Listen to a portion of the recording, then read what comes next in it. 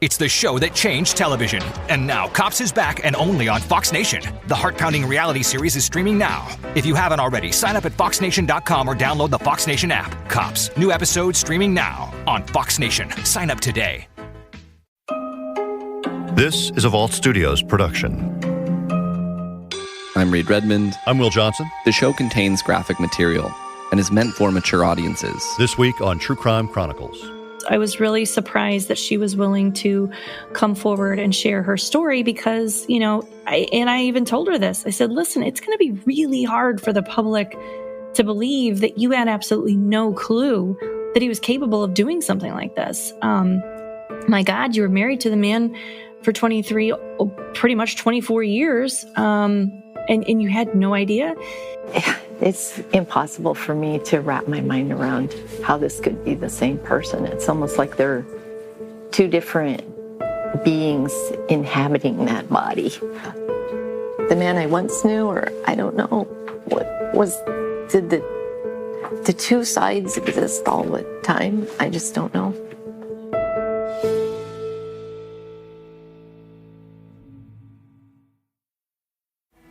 In November of 2018, the day before Thanksgiving, Diane Bruce left her home in St. Louis County, Missouri for work. It was early and still dark outside. Her husband was awake but still in bed watching the news.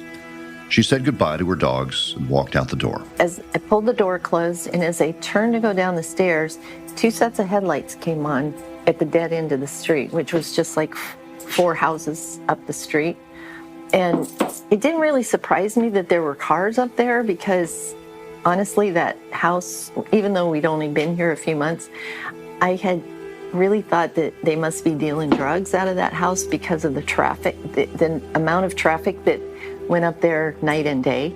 And oftentimes there'd be cars parked at the dead end. So I didn't think that much about that, but it seemed very odd that both of them were leaving at exactly the same moment at that hour of the morning. And the neighbors had been complaining that those cars going up there had been driving so fast. And I don't know why, but I just thought, I'm just going to linger here at the foot of the steps. Thought I was kind of inconspicuous next to the tree there and just see if I can get a look at these cars as they drive by. Diane says the cars continued down the hill toward the home she lived in with her husband of more than 2 decades. But the cars didn't pass by or keep going. Instead, she says 2 black cars came speeding down the hill and swerved into her front yard. And the doors flung open and all these men in black came rushing towards me. I thought I was being kidnapped. And if you've ever had one of those dreams where you try to scream and wonder if you can, I found out I could. I screamed a lot. And of course, this is all happening so quickly. The cars were just a few feet from where I was standing. And when they got to me, they were going, "Shh, police." And somebody said, "Didn't you hear us call police?" Well, I hadn't because I was screaming so loud. And so I think 1 or 2 of them gently moved me towards the end of the house while the rest of them were kicking in the front door. And once I knew it was police, of course, my terror went away, but I still had no idea what was going on. I thought there must be a fugitive in the area. Maybe somebody had entered the back of the house as I was going out the front. But by this time, they had me at the driveway next to my car, and they said, "Your husband has been identified in a very serious crime." And I leaned against my car for support and said, you must have the wrong person. And they said, "The evidence is overwhelming." I honestly, what went through my mind is he's got strong opinions, and he's not shy about sharing them on social media. And it seems like the world is so polarized that if you have an opinion that's different, you are automatically my enemy. And I thought somebody has gotten so angry about some opinion that he's had that they've accused him of something. So still thinking can't be him. So the police invited me to sit in a car where it was warmer. It was cold and dark out there. And I didn't see them take him out. Apparently they did within the first 10 minutes. But, and I sat there in that car and watched them tow both of our cars away. And eventually they told me that, they asked me to sign for them to search the house, which I was happy to do because I figured they're going to find out they have the wrong person. I had even texted my immediate supervisor and let her know I was going to be late because I figured as soon as they figure out they have the wrong person, I could be on my way to work. Diane wouldn't make it into work that day, and as it turns out, police didn't have the wrong person.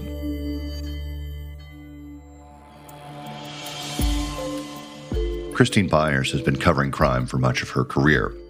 And as the crime reporter for KSDK in St. Louis, she recently sat down with Diane Bruce to talk about that day that police officers arrived at her home and swarmed inside, the day her world fell apart.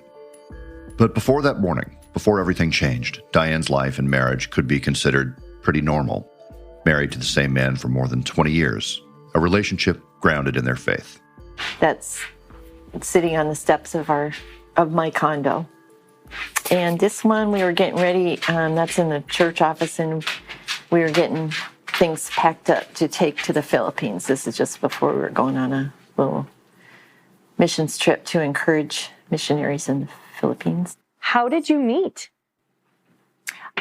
We were both attending the same church out in California, and it was a home Bible study group that we both attended. And we were just like brother and sister in the Lord. And then at some point, he came and let me know that he was interested and asked if I would consider going out with him. What did you think of him? I just thought he was a sweet, tender-hearted guy. That's what drew me to him.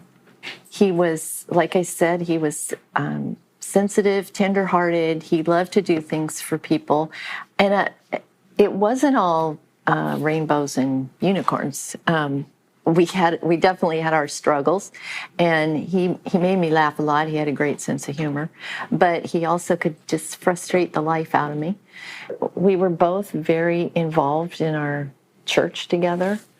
He led Bible studies. I led Bible studies. He actually ended up being on staff at the church. In the early days of their marriage, they lived in California.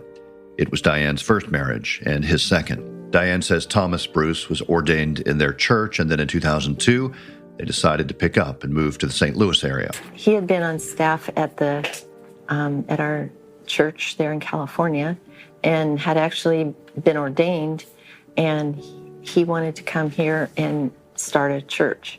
Why this area? He was born in the St. Louis area. I think that's what... I think that's really what gave him the thought. After we moved here, he had several jobs from... he was a school custodian to start with. He worked for Schwann's. He worked for Sears. Thomas Bruce seemed to bounce around a bit from job to job. And along the way, he took a job as an insurance salesman. But Diane noticed he was struggling as the years went by. My understanding was the depression and anxiety, that he would go through phases with that where he would just get bad and seemingly not be able to function. And so that was one reason that I was working so hard, was because he could work from home. He had a work phone and a work computer at home, but so he is free his days were free.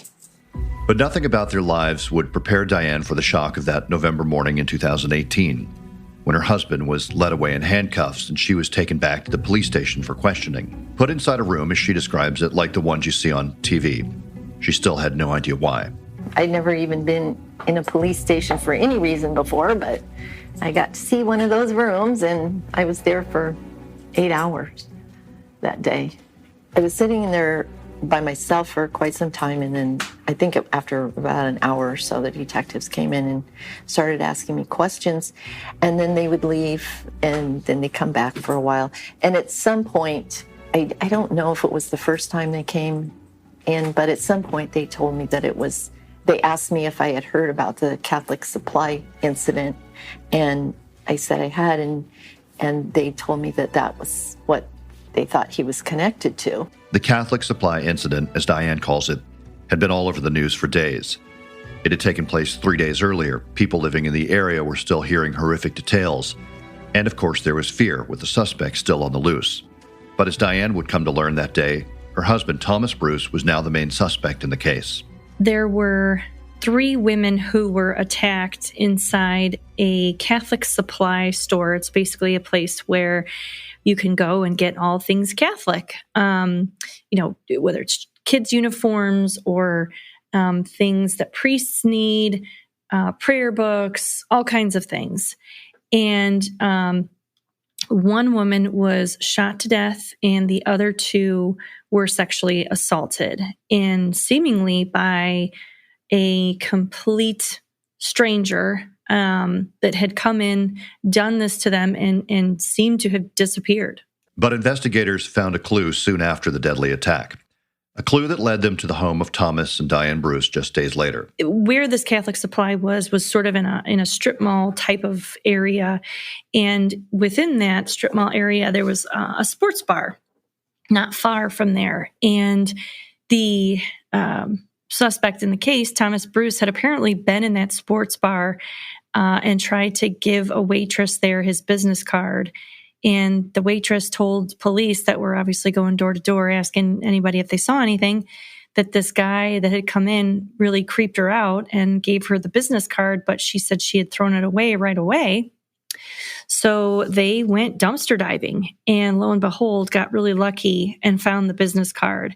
And that was how they latched onto him pretty early, very early, in fact. Diane Bruce had heard the news. She'd even talked about it with her husband. But that's it. It was a terrible crime that had happened, but how could her husband have any connection to something so horrific? At that point, of course, all I knew was that somebody had been shot, and I just thought, how could that possibly be him? And then it was later, as the questioning went on, I could, by the direction of the questions they were asking, I said, was there something sexual, related to that incident? Because I was unaware of it up to that point. And they didn't elaborate, but yeah, it was. So eventually at some point in the afternoon, they told me that he was being held and charged with 17 felony counts, including first-degree murder, 3 counts of sodomy, and on and on and on. And I don't know that I even really had emotions. I was just so stunned. It was just surreal, like a bad dream. We start tonight with charges in the brutal killing at a Catholic supply store in West County. Police say this man, Thomas Bruce, is the one who sexually assaulted a woman and then shot her. Prosecutors say Thomas Bruce walked into this Catholic supply on Manchester in West St. Louis County, forced 3 women into the back of the store, and demanded a sex act. When 53-year-old Jamie Schmidt refused, Bruce shot and killed her. On the drive home, I had voluntarily given my phone to them, just going, look, it couldn't be him. We're in contact with each other all the time. So they asked if they could look further at my phone. So they had it all day, and they handed it back to me when I was leaving the station. And so when I was in the car, I powered it on, and of course, just a million messages going off with friends and family who were concerned, to know if I was okay. And for some reason, I thought the whole thing happened in a vacuum, and I remember saying out loud, why is everybody asking me if I'm okay? And then I gathered from something that somebody said that they knew, and I said, how do they know? I'm just saying this out loud, but to myself, but the police officer said, it was on the news. So I contacted a friend and neighbor who, and because I suddenly realized there would probably be press at the house, and asked her if she could meet me at the house because I just didn't know how to deal with that. And she told me, you just have them bring you to Walgreens and I'll meet you there and we'll sneak you in. So she brought me in the kind of the back way to the house, but there were no press anyway because the park manager had thrown everybody out.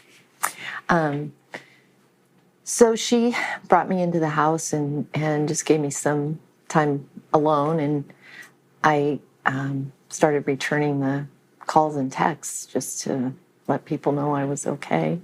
And then some of the friends I was talking to were very concerned about me being at the house by myself, so a couple agreed to come get me and take me to their house for the night. She very much was very shaken by all of this, had absolutely no idea what was going on, never thought he was capable of something like this. She started off by saying, this is the man who didn't like to go fishing because he didn't want to hurt a worm putting it on a fish hook. So she clearly knew a very different side of this man for a very long time, and this completely astounded her. Did you ever think he was capable of doing something like this? Not a clue. I mean, we had guns and we went and did target practice together and stuff. He never even went hunting because he was too sensitive to kill an animal. In fact, I even told the detectives the day he was arrested, I said, this is a guy who doesn't fish because he doesn't want to hurt a worm putting it on a hook. So yeah, I didn't think, the only way I thought he would ever use a gun is in defending himself or defending me. She did say, his wife, Diane Bruce, said that he struggled with anxiety and depression from time to time, and it would sort of ebb and flow.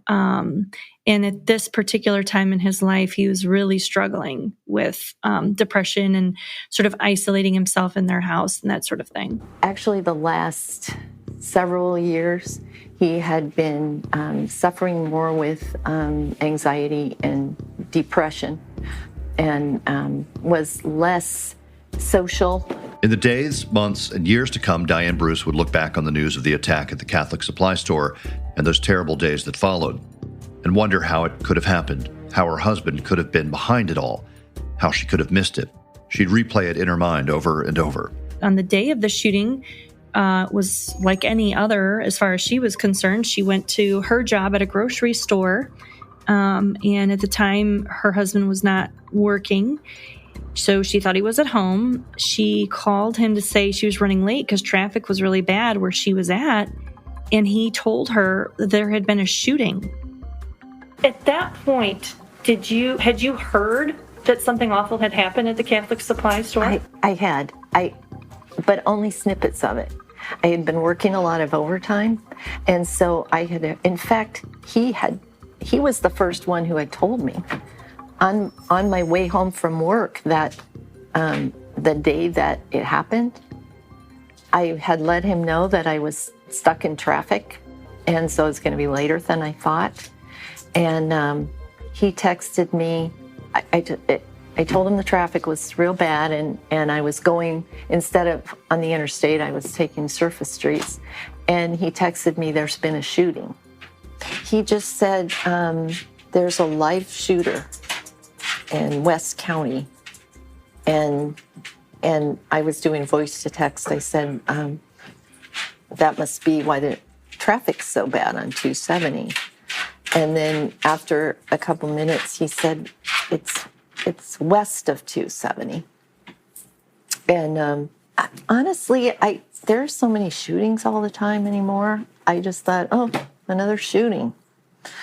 And so by the time I actually ended up talking to him instead of texting, because he asked if there was anything he could get ready for dinner. So I called to give him instructions. And when I got home, he had dinner ready, and we sat at the table and across from each other, and it was like Nothing had happened at all. I mean, he did not seem upset, nervous, anything. But then I had heard snippets about it on the news here and there, and all that I knew was that somebody had walked into a Catholic supply store, shot somebody in the head, and walked out. I had heard that the victim apparently was not acquainted with the assailant. And I remember even saying to him, there must be something more to this story. When I had heard that on the news on my way out, and I said, there has to be more to this. Why would somebody just walk in, shoot somebody in the head and walk out? They didn't even know. And he said, who knows in today's world? It was so hard for Diane to reconcile the fact the fact that this man that she had married to all this time and had known all this time was really capable of doing something like this. She was aware of the evidence. She was aware of that this was, an open and shut thing, but she just still was struggling so much with making sense of this. So she talked to me about a particular moment of reckoning where she discovered a receipt for the purchase of 2 guns that totaled about $1,000. And she just felt completely shaken by this because he was not working at the time. She was working all hours she could to help keep them afloat and support him during his time of struggle. And she just was blown away by that. It was a couple days after, I think, that I was just straightening things up. When they searched the house, things got pretty scattered. And there was a box in the living room of stuff that he had taken out of his car at one point. And I thought, I'm just going to start putting this stuff away. And in there, I found a receipt for 2 guns that he had told me he had won in a drawing. And I was working overtime to try to make ends meet. And he had spent over $1,000 on these guns. And I thought, who is this person? So I think that was the turning point for me. And then a few days after he was arrested, I don't remember exactly how long, Jefferson County sheriffs came to the door and were asking permission to search his vehicle, which was in the shop at the time. He had been driving a rental car during the supply store incident because they said someone had identified him in another sexual assault. In the weeks before the murder and assaults in St. Louis County, Jefferson County prosecutors say Bruce sexually assaulted a 77-year-old woman in her own home. Hey, what's going on? A month later, he had this run-in with a state trooper after a road rage incident where he admitted to having a beer but was not ticketed. I don't work for you. Or yes, you do. I pay your taxes, mother. The case we're talking about tonight, this one happened back on September the 27th in Hillsborough. This was about 2 months before the Catholic Supply case unfolded. Jefferson County authorities say that Bruce was posing as a member of AMVETS when he barged into a woman's home and sexually assaulted that 77-year-old woman. According to the court documents we got today, the woman's phone rang during this attack, and she said it was her husband calling to say that he would be home soon. Prosecutors allege that is when Bruce said that he would then kill her husband. Bruce then put that woman in a spare bedroom and stole her cell phone before leaving the house. Fast forward then to November the 21st, 2 days after the Catholic Supply murder and sexual assaults. Prosecutors say that the woman in Hillsborough recognized Bruce's mugshot because she'd been watching TV news. And that is when she was able to identify the man who she says assaulted her in her home. Now, in addition to that, there was a tracking device that was on Bruce's car because of his insurance, and Jefferson County Sheriff's Office tells us they were able to place his car at her house the day of the Hillsborough attack. St. Louis County Police say they also found, as a part of their Catholic Supply investigation, Bruce's cell phone records. And Kay, what's interesting here is that those cell phone records they uncovered in the Catholic Supply murder investigation pinged his phone and his car in Hillsborough the day of that attack 2 months prior. We talked with a criminal profiler for the FBI, and he actually predicted this. A person like this who is a sexual offender, these thoughts occupy their minds incessantly all the time. And I think when it's all said and done, he's going to have several more victims. He's going to have certain things that he concentrates on that are important to him. And by identifying what those are, you'll be able to identify if those existed in other assaults. There are other crimes that he has been looked at for that are cold cases, basically, in other parts of the country. Diane Bruce basically said, after seeing how cold, calculated, and callous he was during the Catholic Supply attack, it really wouldn't surprise her if he was connected to these other crimes in some way. But so far, he has not been charged. There's no known connection that police have been able to establish to these other crimes. But she characterized it as it would be like another wrecking ball hitting her if he was. Eventually, Diane Bruce filed for divorce. Her husband, Thomas, didn't agree to it. She was forced to meet him in court.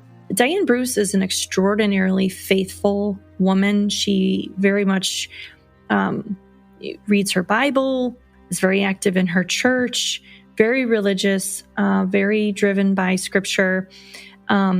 She's one of these people that can cite chapter and verse from the Bible like it's nothing. And so for her, filing for divorce was extraordinarily difficult because she very much strongly believed in her vows. But she just felt like she had no choice, that she said she could not remain married to a person who had taken another person's life, that was obviously the line for her. And he attempted to contact her several times, writing letters to her filled with a bunch of scriptures and citations. He, too, having been a religious man, very involved in his church. Actually, that's what brought them to Missouri from California, was he wanted to start a church here. But she said she ignored them for a long time. And then ultimately she finally wrote him back a letter talking about wanting the divorce and challenging him to some scripture that she cited of her own that basically has to do with, instead of just talking the talk, you need to walk the walk of faith. And clearly your actions have not shown that you're remorseful, that you're going to be forgiven, that you want forgiveness and all these things, because he was going for a trial. He refused to give you a divorce. Right.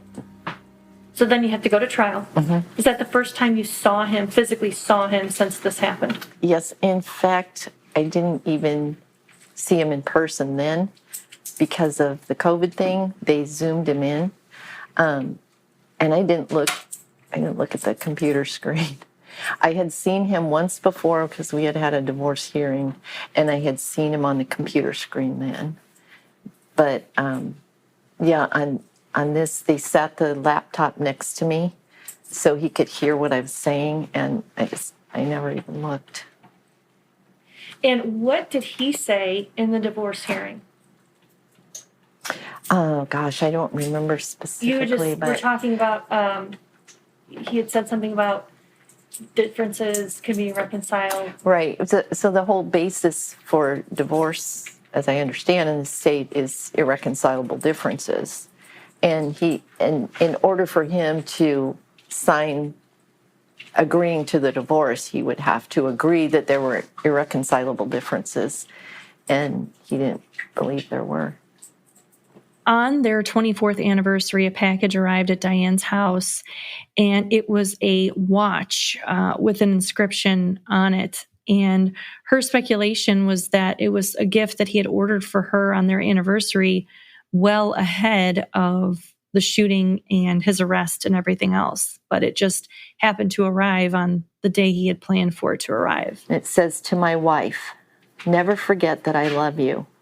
If I could give you one thing in life, I would give you the ability to see yourself through my eyes. Only then would you realize how special you are to me." Pretty mind-blowing. Thomas Bruce was also prepared to fight the charges against him before jury. his attorney had been filing motions to try to get evidence thrown out. So he definitely looked like he was getting ready for a fight. But then just as a trial was set to begin, that all changed. Former Southeast Missouri pastor has pleaded guilty to 16 charges for murdering a woman and sexually assaulting 2 others at a Catholic supply store back in 2018. Thomas Bruce changed his not guilty plea to guilty and was sentenced to life in prison without the possibility of parole. What did you think of his decision to plea? I was so relieved. Oh my gosh.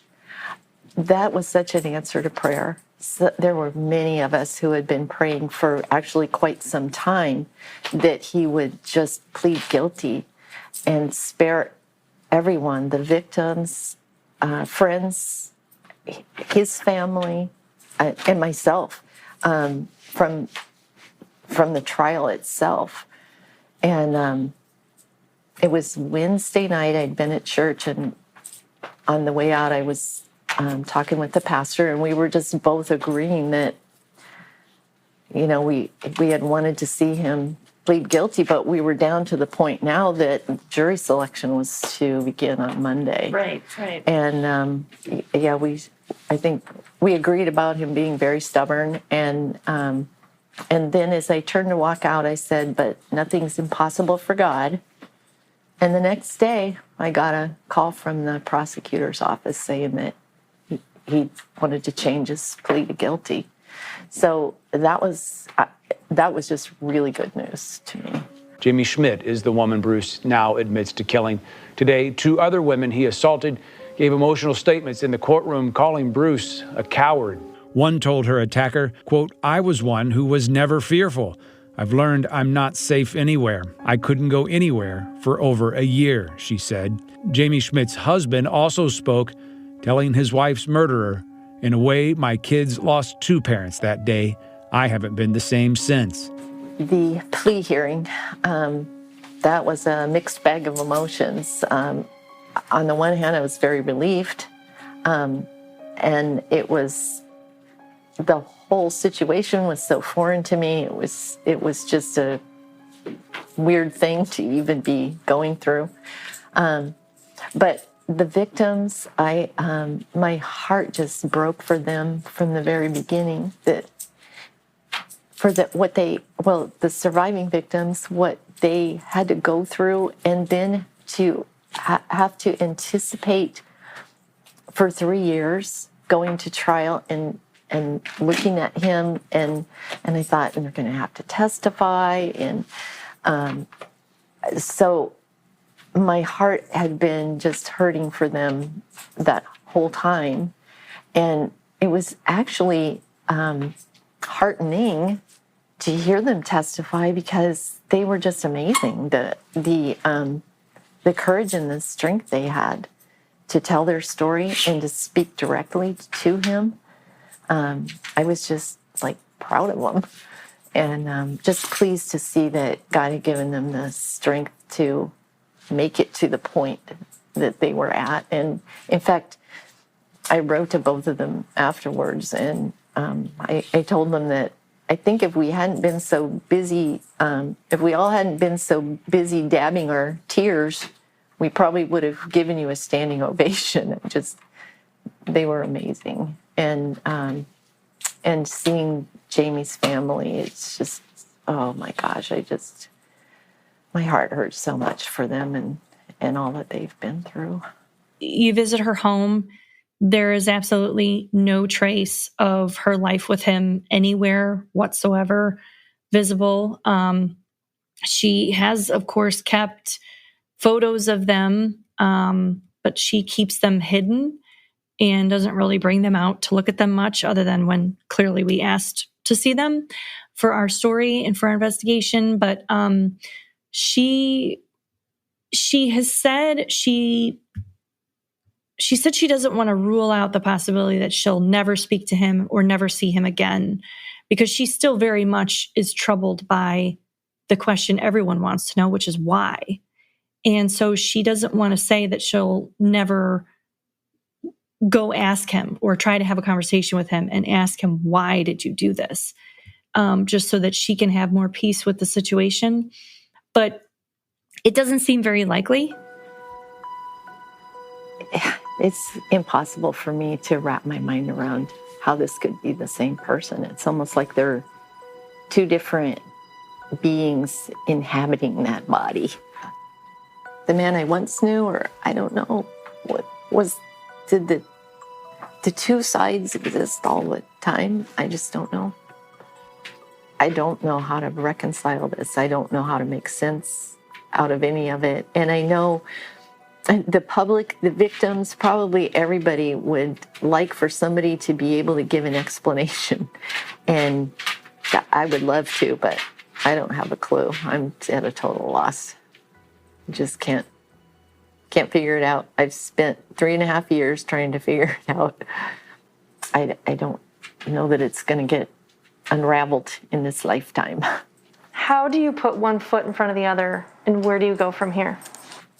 I don't know where I go. I don't have big plans, but is it by God's strength that I put one foot in front of the other? If the police had kicked in the door while I was in the house, I could have ended up being a hostage. I can't even imagine how things might have turned out. I never would have thought anything like that before, but after he could so callously take someone's life, I think anything could have been possible.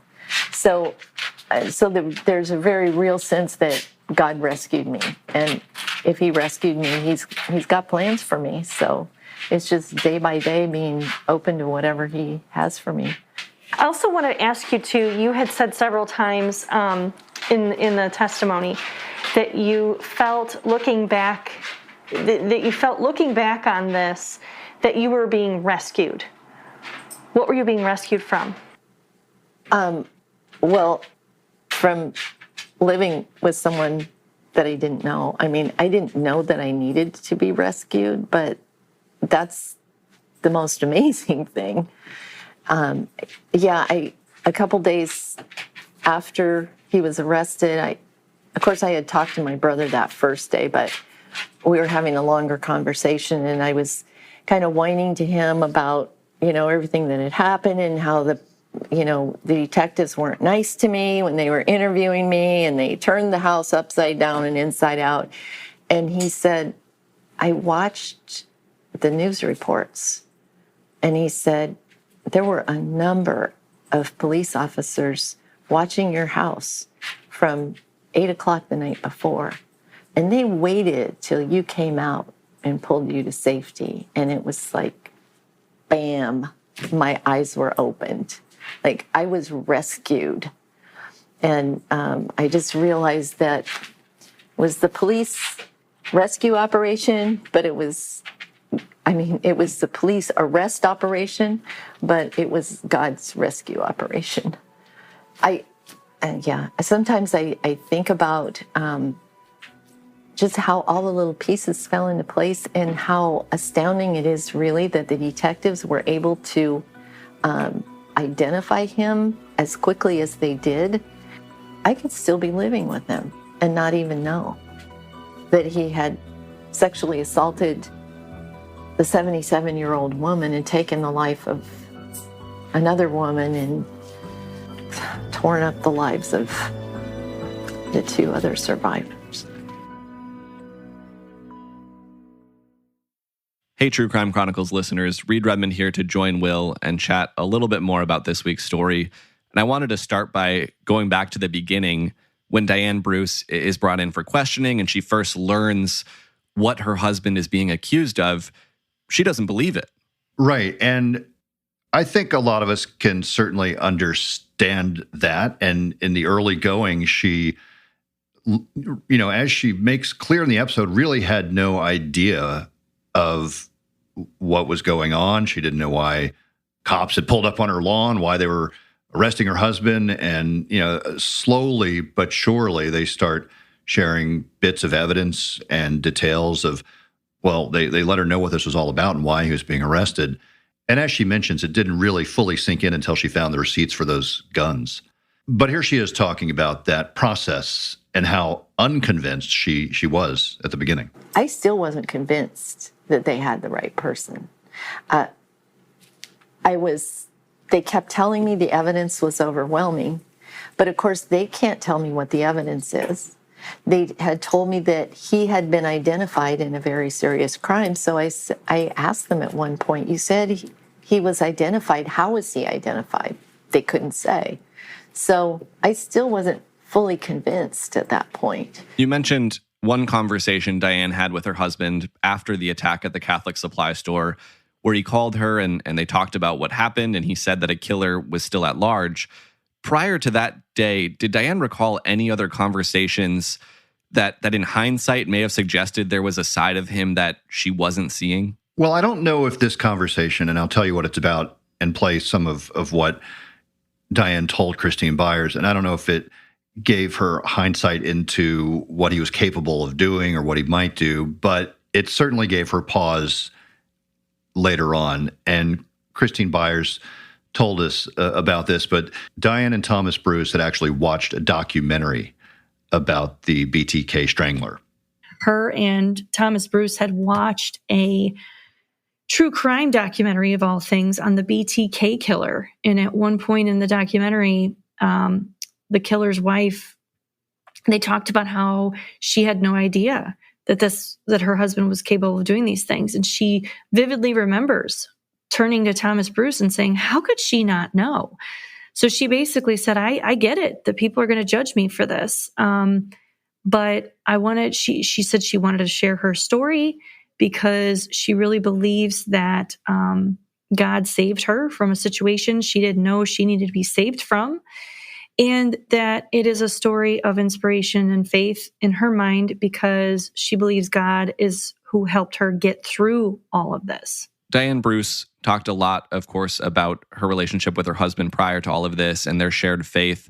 Did she talk with Christine about the fact that this took place at a Catholic supply store, if that was a coincidence or if that store was targeted for a reason? Yeah, in fact, Christine Byers asked Diane Bruce that question specifically. I don't think that had anything to do with it. I don't know that he had any animosity towards the Catholic Church. He didn't like any church that taught doctrine that wasn't biblical, but he didn't like that in the sense that he didn't want them to be leading people astray from the truth. But for it to be something that would cause him to target a Catholic supply store, I don't think so. All right. Thanks, Will. And thanks as well to Christine Byers at KSDK for bringing us this story. And thanks for listening to True Crime Chronicles, new episodes every Monday. We'll be back next week with a new case and a new story.